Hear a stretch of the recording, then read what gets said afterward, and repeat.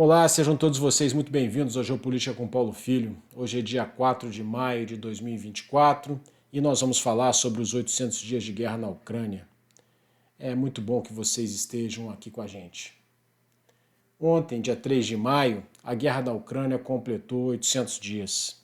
Essas efemérides, embora não tenham nenhuma importância prática nos campos de batalha, convidam a reflexão sobre o desenrolar dos acontecimentos. No campo tático operacional, especialmente na frente oriental, o momento é favorável aos russos, que pressionam a frente e obtêm ganhos territoriais de forma lenta, mas constante.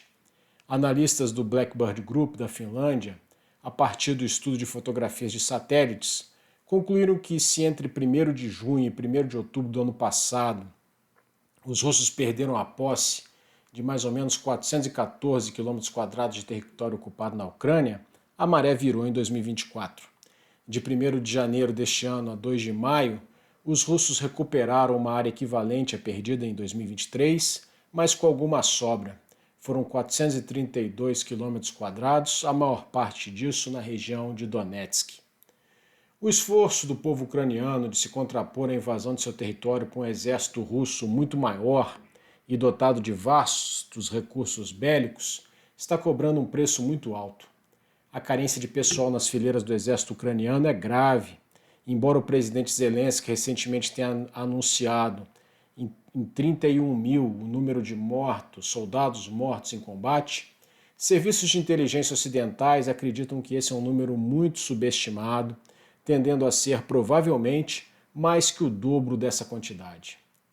Para tentar repor essas baixas em suas fileiras, o país mudou suas leis de recrutamento, reduzindo a idade elegível para o serviço militar de 27 para 25 anos. Zelensky também pediu aos governantes ocidentais que encorajassem os ucranianos em idade de prestação de serviço militar que estejam refugiados em seus países a voltarem à Ucrânia. O problema da falta de pessoal se soma à carência de armas e munições.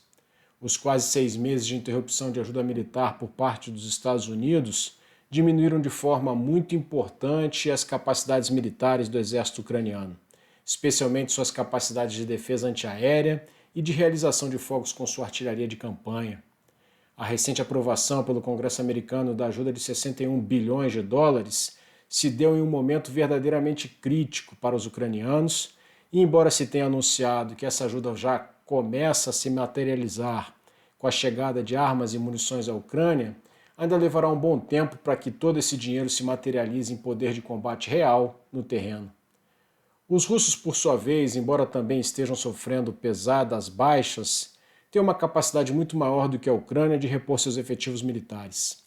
Isso passa tanto por uma base populacional muito maior, a Rússia possui 144 milhões de habitantes, enquanto a Ucrânia possuía antes da guerra cerca de 42 milhões, quanto por uma maior aceitação de risco por parte de seus planejadores militares, que não hesitam em seguir em frente e manter operações ofensivas, mesmo em face das mais pesadas baixas. No que concerne aos suprimentos de armas e munições, a Rússia conseguiu alcançar um equilíbrio logístico graças à imposição de um regime de economia de guerra, com sua base industrial de defesa trabalhando em um regime de 3 turnos, 24 horas por dia, e as importações da Coreia do Norte e do Irã. Essas condições, no momento em que a primavera e a aproximação do verão melhoram a transitabilidade do terreno na área de operações, levam muitos analistas a prever o desencadeamento de uma nova ofensiva russa, cujos objetivos ainda não estão claros. Talvez se restringam a tentar conquistar a integralidade do território das 4 províncias ucranianas anexadas formalmente pela Rússia, Lugansk, Donetsk, Kherson e Zaporizhia, ou talvez tenham objetivos mais ambiciosos, como a conquista de novos territórios ucranianos. Preparando-se para essa possibilidade, as forças ucranianas já estão há algum tempo a preparar posições defensivas em profundidade. No campo diplomático, o fato da balança da guerra em 2024 estar pendendo para o lado russo está por trás de uma importante mudança recente no discurso dos aliados europeus da Ucrânia, a possibilidade de utilização de equipamentos fornecidos pela OTAN para ataques em profundidade sobre alvos no interior do território russo. Esse uso vinha sendo vetado pela Aliança Ocidental desde o início da guerra, em razão do temor de causar uma escalada do conflito, que levasse a um enfrentamento direto entre a Rússia e a OTAN. Entretanto, o ministro das Relações Exteriores do Reino Unido, David Cameron, deu essa permissão acerca dos sistemas de armas fornecidos pela Grã-Bretanha. Além de Cameron, outras lideranças europeias começam a se manifestar no mesmo sentido. O presidente francês Emmanuel Macron também tem subido o tom de sua retórica, afirmando que a França não descarta o envio de tropas em socorro à Ucrânia, caso a manutenção da soberania ou a própria sobrevivência daquele país esteja em risco. Britânicos e franceses se comprometeram ainda a ajudar com bilhões de euros no esforço de guerra ucraniano. Essa maior assertividade na retórica dos líderes europeus vem acompanhada de uma conscientização de que seus países devem confiar cada vez mais em si mesmos e nas alianças forjadas dentro da própria Europa, dependendo menos do guarda-chuva de dissuasório oferecido pelos Estados Unidos, principal membro da OTAN. Nesse sentido, o presidente Macron disse em discurso em Sorbonne que a Europa pode morrer. O presidente francês acrescentou em uma entrevista à revista The Economist que se a Rússia vencer a Ucrânia não haverá segurança na Europa. Quem garante que a Rússia irá parar na Ucrânia? Que segurança poderiam ter países como a Moldávia, Romênia, Polônia, Lituânia e outros países vizinhos? Foram as perguntas feitas por Macron. Ainda no campo diplomático, Suíça e Ucrânia anunciaram a realização de uma conferência de paz a se realizar na Suíça nos dias 15 e 16 de junho. Mais de 100 países já foram convidados. Entretanto, como a Rússia não deve participar do evento, uma vez que acusa a Suíça de ter abandonado sua histórica neutralidade em favor da Ucrânia, é muito provável que outros países, especialmente aqueles do chamado Sul Global, também se recusem a participar. Assim, nesse momento em que a invasão russa à Ucrânia completa 800 dias, nada indica que a guerra esteja próxima de um término.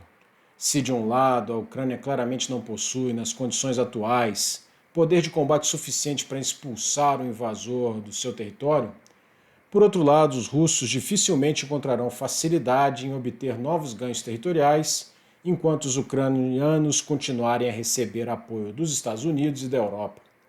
O que se pode prever é a manutenção de uma guerra de atrito, acompanhada de uma intensificação nos bombardeios aeroestratégicos de ambos os lados, buscando alvos de valor estratégico como fábricas, centrais elétricas, pontes importantes, entroncamentos ferroviários, etc. Essa previsão vale até as eleições dos Estados Unidos em novembro. Caso Donald Trump vença, é provável que o apoio americano à Ucrânia mingue consideravelmente. Se isso acontecer, a Rússia estará em posição de força para impor a paz nos seus termos, a menos que a Europa compre a briga ucraniana.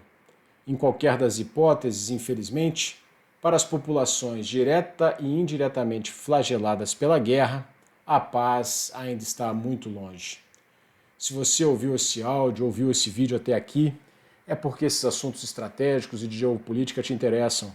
Então, por favor, considere apoiar o nosso projeto. As várias maneiras pelas quais você pode fazer isso estão na descrição desse áudio, na descrição desse vídeo. Até a próxima, pessoal. Tchau!